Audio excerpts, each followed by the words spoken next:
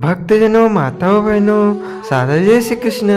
हमारे YouTube channel में आप सभी का बहुत बहुत स्वागत है। आज हम आपको श्री कार्तिक मास के अध्याय 5 की कथा सुनाने जा रहे हैं। बोलिए श्री लक्ष्मी नारायण भगवान की जय। गुरु ब्रह्मा गुरु विष्णु गुरुदेव महेश्वरा, गुरु साक्षात परब्रह्मा तस्मै श्री गुरुवे नमः। श्री अखंड मंडलाकारं व्याप्तं येन चराचरं तत्पदं दर्शितं येन तस्मै श्री गुरुवे नमः। कृष्णाय वासुदेवाय हरे परमात्मने प्रणतः क्लेशनाशाय गोविंदाय नमो नमः।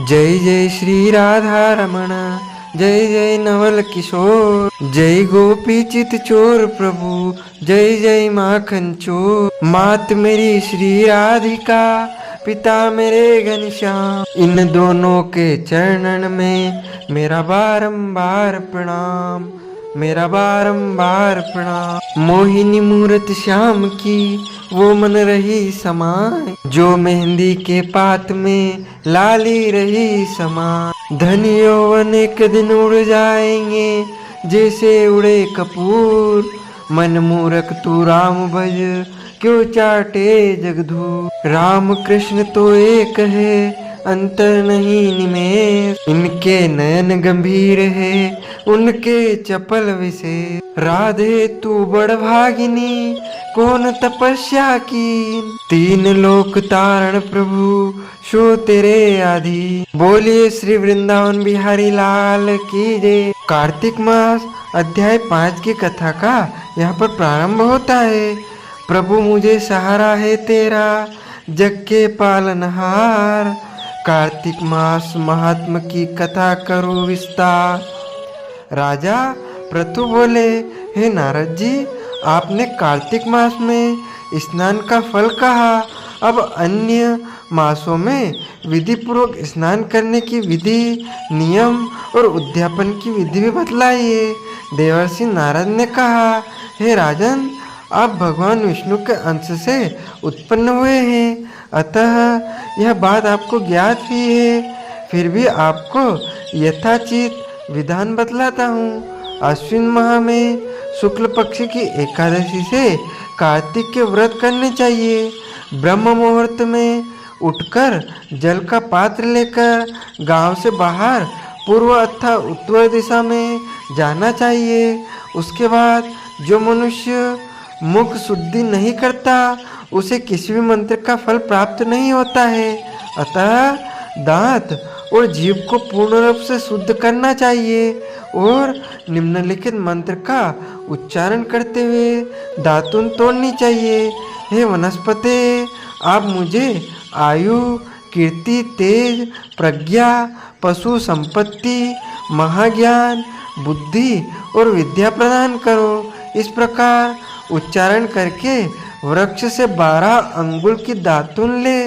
दूध वाले वृक्षों से दातुन नहीं लेनी चाहिए। इसी प्रकार कपास, कांटेदार वृक्ष तथा जले हुए वृक्ष से भी दातुन लेना मना है, जिससे उत्तम गंध आती हो और जिसकी टहनी कोमल हो। ऐसे ही वृक्ष से दंत धावन ग्रहण करना चाहिए। प्रतिपदा, अमावस्या, नवमी, छठी रविवार को चंद्र तथा सूर्य ग्रहण में दातुन नहीं करनी चाहिए। तत्पश्चात भली भांति स्नान करके फूलमाला, चंदन और पान आदि पूजा की सामग्री लेकर प्रसन्नचित्त व भक्ति पूर्वक शिवालय में जाकर सभी देवी देवताओं की अर्घ्य दे। आचमनी आदि वस्तुओं से पृथक पृथक पूजा करके प्रार्थना एवं प्रणाम करना चाहिए। फिर भक्तों के स्वर में स्वर मिलाकर श्री हरि का कीर्तन करना चाहिए। मंदिर में जो गायक भगवान श्री हरि का कीर्तन करने आए हों उनका माला, चंदन, तांबूल आदि से पूजन करना चाहिए, क्योंकि देवालयों में भगवान विष्णु को अपनी तपस्या, योग और दान द्वारा प्रसन्न करते थे। परंतु कलयुग में भगवत गुणगान को ही भगवान श्री हरि को प्रसन्न करने का एकमात्र साधन माना गया है। नारद जी राजा पृथु से बोले कि हे राजा, एक बार मैंने भगवान से पूछा कि हे प्रभु, आप सबसे अधिक कहाँ निवास करते हैं। इसका उत्तर देते हुए भगवान ने कहा, हे नारद, मैं वैकुंठ या योगियों के हृदय में ही निवास करता हूँ या नहीं करता हूँ, अपितु जहाँ मेरे भक्त मेरा कीर्तन करते हैं मैं कहाँ अवश्य निवास करता हूँ। जो मनुष्य चंदन माला आदि से मेरे भक्तों का पूजन करते हैं उनसे मेरी ऐसी प्रीति होती है जैसे कि मेरे पूजन से भी नहीं हो सकती। नारद जी ने फिर कहा, शिरीष, धतूरा, गिरजा, चमेली, केसर, कंदार और कटहल के फूलों व चावलों से भगवान विष्णु की पूजा नहीं करनी चाहिए। अड़हल, कंद, गिरीश, जूही, मालती और केवड़ा के पुष्पों से भगवान शंकर की पूजा नहीं करनी चाहिए। जिन देवताओं की पूजा में जो फूल निर्दिष्ट है उन्हीं से उनका पूजन करना चाहिए। पूजन समाप्ति के बाद भगवान से क्षमा प्रार्थना करनी चाहिए, यथा, हे सुरेश्वर, हे देव, ना मैं मंत्र जानता हूँ न क्रिया, मैं भक्ति से ही हीन हूँ। मैंने जो कुछ भी आपकी पूजा की है उसे पूरा करें। ऐसी प्रार्थना करने के पश्चात साष्टांग प्रणाम करके भगवान कीर्तन करना चाहिए, श्री हरि की कथा सुननी चाहिए और प्रसाद ग्रहण करना चाहिए।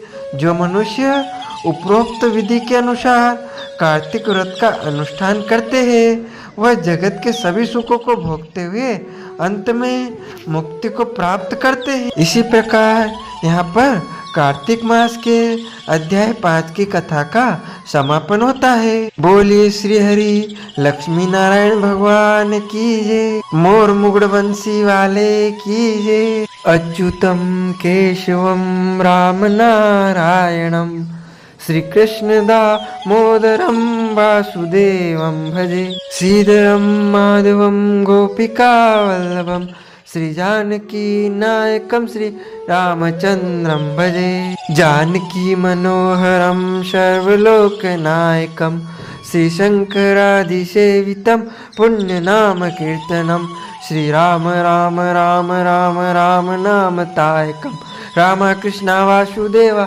भक्ति मुक्तिदायकम, राम कृष्ण वासुदेव भक्ति मुक्तिदायकम। बोले श्री लक्ष्मी नारायण भगवान की जय, श्री कृष्ण चंद्र भगवान की जय। तो भक्तजनों, माताओं, बहनों, हमारे इस ज्ञानवर्धक वीडियो को अधिक से अधिक शेयर कीजिएगा, लाइक कीजिएगा, कमेंट में प्रभु का नाम अवश्य लिखिएगा। आपको और आपके पूरे परिवार को सादर जय श्री कृष्ण, सादर धन्यवाद।